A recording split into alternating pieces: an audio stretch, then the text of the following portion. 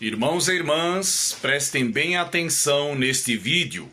A Conferência Geral da Igreja Adventista está para decidir algo muito importante.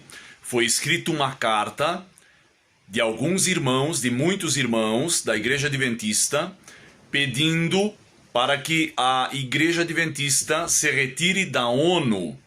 A Igreja Adventista está, desde 1985, ligada à ONU como uma ONG. E a ADRA também está ligada à ONU. Então, muitos membros, não sei quem são, mas muitos membros da Igreja Adventista escreveram uma carta para a Associação Geral, dizendo que querem o desligamento da ONU e do papado. Então, irmãos e irmãs, porque sabemos que o papado está ligado à ONU, e eles querem uma resposta da Conferência Geral até 19 de dezembro de 2025. Vejam este vídeo, irmãos e irmãs. Nós estamos vivendo no tempo do fim. A igreja está para passar por uma reforma. Vejam este vídeo, compartilhem. E uma palavra de motivação para mantermos o foco na missão. A Bíblia é o nosso alicerce e manteremos o foco na Bíblia e na missão. Foco na missão. A mesma unidade e a mesma ousadia na missão. Devemos manter o foco sempre na missão. Em minha devoção matinal, tenho dedicado um tempo ao estudo do livro de Juízes, e vou dizer uma coisa, estou realmente gostando da natureza de algumas coisas contidas neste livro. Há muitas lições espirituais que podemos aprender sobre os filhos de Israel e aplicar à nossa igreja hoje. E enquanto eu li o livro, comecei a perceber algo extremamente interessante. Há um ciclo que se destaca muito rapidamente. Cada um deles começa com a letra S. Pecado, Israel se afasta de Deus. Escravidão, Deus permite a opressão. Súplica, Israel clama a Deus. Salvação, Deus levanta um juiz. E então vem a estabilidade, um tempo de paz. E pouco tempo depois, esse ciclo se repetiu inúmeras vezes. Um artigo foi publicado em 20 de novembro de 2025 no Fulcrum 7 e diz: o Grupo Adventista do Sétimo Dia envia uma carta aberta à Conferência Geral pedindo o rompimento de relações com as Nações Unidas. Nossa, apertem os cintos. Uma pergunta para você. Por que a nação de Israel, como eles conseguiram entrar nesse ciclo insano? Como isso aconteceu? Bem, deixe-me mostrar isso a vocês. Existem 4 razões que são encontradas ao longo do livro de Juízes. A primeira é a obediência incompleta. A primeira coisa que temos é que eles não expulsaram os habitantes, os cananeus que viviam entre eles. Eles permitiram que eles existissem e receberam uma ordem de Josué e também de Moisés para expulsá-los. Isso não foi cumprido. Número 2, esquecimento espiritual. E depois deles surgiu outra geração que não conhecia o Senhor. Vejam, depois que os pais da igreja e os homens fiéis morreram, posso dizer que os pioneiros foram dormir. Essa transigência e esquecimento espiritual começaram a ocorrer porque esses homens fiéis e as escrituras dizem que não havia liderança. Eles começaram a fazer o que era certo aos seus próprios olhos. Assim vemos essa ideia de esquecimento acontecendo também em Israel. A terceira coisa que temos é que eles seguiram outros deuses e provocaram a ira do Senhor, um tipo de transigência cultural. Eles queriam ser como as outras nações, certo? Eles queriam ser incluídos. Eles queriam ser identificados com eles, que começaram a fazer algumas transigências sérias em sua adoração a outros deuses. E as escrituras continuam dizendo que, quando eles escolheram novos deuses, houve guerra nos portões da cidade. Tal transigência era uma violação séria da lei de Deus, violando até mesmo sua própria liberdade religiosa. O número 4 é a aliança profana. Nos é dito: não fareis aliança com os habitantes desta terra. Destruirás os seus altares, mas não obedecestes à minha voz. Por que fizeram isso? Agora, você pode estar dizendo: nossa, isso é triste. Olhe para a nação de Israel, vejam como eles se comportaram. Isso é realmente muito triste, como eles se deixaram envolver por um ciclo tão terrível. Mas espere um minuto, não estamos fazendo a mesma coisa? Em 1985, Neil Wilson anunciou na Conferência Geral em New Orleans que a Igreja Adventista do Sétimo Dia havia buscado e obtido uma aliança formal com as Nações Unidas. Não houve qualquer contribuição ou discussão por parte dos delegados sobre o assunto. Eles foram apenas informados de que nossa igreja agora era uma ONG das Nações Unidas, e foi isso.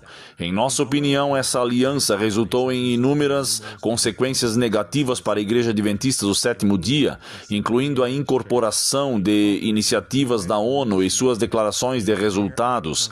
Essas iniciativas surgem de uma visão de mundo humanista não cristã, o que as coloca em tensão com nossos valores bíblicos e do espírito de profecia. Esse julgo desigual com as Nações Unidas foi vendido sob o pretexto de que o status de ONG daria à Igreja Adventista do Sétimo Dia voz em questões geopolíticas e aumentaria a liberdade religiosa.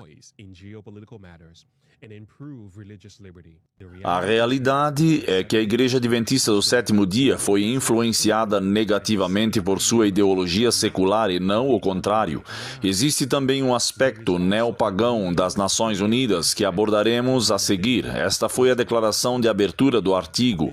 Agora vamos nos aprofundar na carta. Esta carta aberta foi enviada à Conferência Geral por correio registrado e enviada por e-mail hoje para vários funcionários da conferência. Aqui está a data da carta, 19 de novembro de 2025.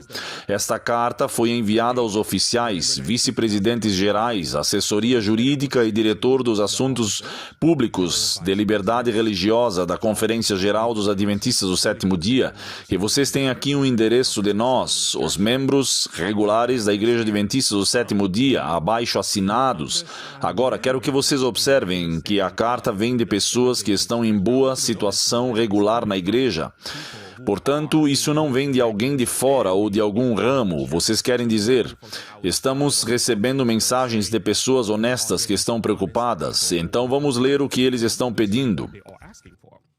Pedido de reunião urgente antes de 19 de dezembro de 2025 para solicitar a retirada da Conferência Geral dos Adventistas do Sétimo Dia da Agência Adventista de Desenvolvimento e Recursos Assistenciais, ADRA, e da Associação Internacional de Liberdade Religiosa, IRLA, de seus status de ONGs consultivas junto às Nações Unidas. Agora vou dividir esta carta em várias categorias para vocês. Número 1. Este é o status de ONG da ADRA junto ao Conselho Econômico e Social das Nações Unidas. Vamos ler. Caros colegas em Cristo, escrevemos para solicitar uma reunião de extrema emergência a fim de que a Assembleia Geral, a ADRA e a IRLA tomem todas as medidas necessárias para encerrar, com efeito imediato, seu status de ONG consultiva junto ao Conselho Econômico e Social das Nações Unidas. A decisão tomada em 1985 pela administração do Sr. Wilson de firmar uma aliança formal com a ONU nunca foi tomada pelos delegados da seção da Associação Geral de 1985. Ela foi simplesmente anunciada a eles como um fato consumado na Revista Adventista de 6 de junho de 1985. Nesse anúncio, a administração do Sr. Wilson declarou: acreditamos que o novo status de ONG ajudará a Igreja Adventista do Sétimo Dia a estabelecer uma presença em outro fórum e assim ampliar seu alcance cristão positivo. O segundo ponto da carta trata do conflito escatológico com a Igreja e as Nações Unidas. Continuou dizendo, no entanto, uma análise minuciosa de diversas declarações oficiais da Associação Geral desde 1985 indica o contrário. Em vez de o status consultivo da Associação Geral como ONG nos permitir moldar a política global de uma maneira que honre a Deus, são os valores, objetivos e prioridades da ONU que estão moldando a Igreja Adventista do Sétimo Dia em todo o mundo, visto que as declarações oficiais da Associação Geral refletem cada vez mais a linguagem, as prioridades e os valores da ONU em vez das Escrituras e do Espírito de Profecia. Como exemplo, a Declaração de Reafirmação do Conselho Geral de outubro de 2021 reflete os princípios contidos na Declaração Universal dos Direitos Humanos, artigos 292 e 293, segundo os quais quais os direitos humanos de um indivíduo, incluindo a liberdade religiosa e a liberdade de consciência, não são absolutos, mas estão sujeitos ao que a ONU determinar ser necessário para o bem-estar geral da sociedade. A carta prosseguiu dizendo, Apocalipse 17:2, contém uma advertência profética para nós nos últimos dias na terra. Então veio um dos 7 anjos que tinham as 7 taças e disse: Vem, mostrar-te-ei o julgamento da grande prostituta que está assentada sobre muitas águas, com quem os reis da terra se prostituíram, e com o vinho da sua prostituição os habitantes da terra se embriagaram. Como adventistas fiéis à Bíblia, cremos que a Babilônia, do fim dos tempos, é a união entre o cristianismo apóstata, as falsas religiões e os reis deste mundo, todos liderados pelo papado, o anticristo das Escrituras, que dissemina seus falsos ensinamentos por meio das ações unidas dos reis do nosso mundo. Em 6 de abril de 1964, o papado recebeu o estatuto de Estado Observador Permanente em vez de Estado-membro como tal. O papado tem o direito de participar em todas as sessões da Assembleia Geral, do Conselho de Segurança, da ECOSOC, para observar o seu trabalho. O papado é legalmente capaz de ratificar tratados internacionais e, portanto, participa ativamente da negociação do direito internacional, fazendo tratados na ONU. Pode fazer propostas substantivas, rejeitar as mesmas propostas de outras partes negociadoras, solicitar uma votação e até mesmo votar. O próximo ponto que a carta destaca é a ameaça à liberdade religiosa e à liberdade de consciência. Ela continua dizendo: empoderado por Satanás, o papado é o mais feroz inimigo da liberdade de consciência. O Papa Gregório XVI, em sua encíclica Mirari Vos, declarou esta vergonhosa fonte de indiferença da origem, aquela proposição absurda e errônea que afirma que a liberdade de consciência deve ser mantida para todos. Ela espalha a ruína nos assuntos sagrados e civis, embora alguns repitam incessantemente com a maior imprudência que alguma vantagem advém disso para a religião. O Papa Pio IX condenou, no Syllabus of Errors, a ideia de que todo homem é livre para abraçar e professar a religião que, guiado pela luz da razão, considerar verdadeira. Ao longo dos séculos, dezenas de milhões de fiéis discípulos foram assassinados pelo papado em sua busca pela supremacia espiritual e temporal e para extinguir a liberdade de consciência. Na concepção católica romana, todos os direitos, incluindo a liberdade de consciência, estão sujeitos à doutrina da destinação comum dos bens, mais conhecida como bem comum. O Concílio Vaticano II escreveu: é direito da autoridade pública impedir que alguém use indevidamente sua propriedade privada em detrimento do bem comum. Misericórdia. Após o Vaticano II, Paulo VI declarou que todos os direitos, quaisquer que sejam, incluindo os de propriedade e de livre comércio, devem ser subordinados a este princípio. Os direitos inalienáveis que Deus nos concedeu como criaturas morais dentro de uma criação moral de adorar, falar, ensinar, escrever, pensar, cultuar livremente e viver em harmonia com nossa consciência ou ouvir atentamente, estão subordinados ao princípio papal da destinação universal dos bens, o bem comum. Concluindo, eles continuaram dizendo: em resumo, por meio do status consultivo de ONG junto ao ECOSOC, a administração da Associação Geral está legalmente obrigando todos os adventistas do mundo a submeterem sua liberdade de consciência a tudo o que a ONU ou o papado determinarem ser para o bem comum ou o bem-estar geral da sociedade. Assim, o status consultivo contínuo da Associação Geral é tanto uma traição quanto uma negação de nosso chamado divino como remanescente do movimento de misericórdia de Deus para um mundo que perece. por meio do qual convidamos nossos concidadãos a exercerem sua liberdade de consciência e receberem o selo de Deus em vez da marca da besta. Dada a urgência deste assunto, solicitamos sua atenção imediata a uma resposta positiva ao nosso pedido de reunião até 4 de dezembro de 2025, com a reunião a ser realizada antes de 19 de dezembro de 2025. O tempo é essencial, pois esperamos que esta questão seja abordada publicamente durante os eventos de liberdade religiosa em meados de janeiro de 2026 em toda a divisão norte-americana.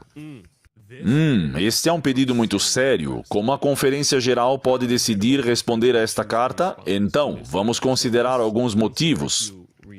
Existe a possibilidade de um tratamento silencioso ou de uma resposta mínima. Nesse caso, ou não se ouve nada ou se ouve muito pouco em resposta a esta solicitação desta carta. Há também a possibilidade de a Conferência Geral defender a liberdade religiosa. A Conferência Geral pode optar por dizer sim, temos um relacionamento com a ONU, sim, temos o status de ONG por meio da ADRA, mas é para o propósito da liberdade religiosa em todo o mundo. Essa também pode ser a resposta. O próximo apelo é por unidade e ao foco na missão. Podemos ouvir como resposta: vamos focar na missão. Vamos permanecer unidos. Esse tipo de assunto é divisivo. Vocês farão com que as pessoas deixem a igreja e não confiem na instituição da nossa igreja e coisas assim. Então, esse também é outro assunto, certo? Se você esteve na Conferência Geral, você ouviu essa ênfase na Conferência Geral 2025, certo? Na última Conferência Geral, houve essa ênfase na missão, foco na missão, foco na missão. Embora houvesse todas as questões óbvias que estavam sendo negligenciadas. Em seguida, reafirmação da identidade profética. Então, alguns dirão que somos a Igreja de Deus. Somos a Igreja de Deus. Não há nada com que se preocupar. O Senhor levará o navio até o fim. Não precisamos nos preocupar com o que está acontecendo aqui. Não importa qual seja o comprometimento, está tudo bem. Há também aquela resposta que você pode esperar. Há a resposta de esclarecimento e contextualização.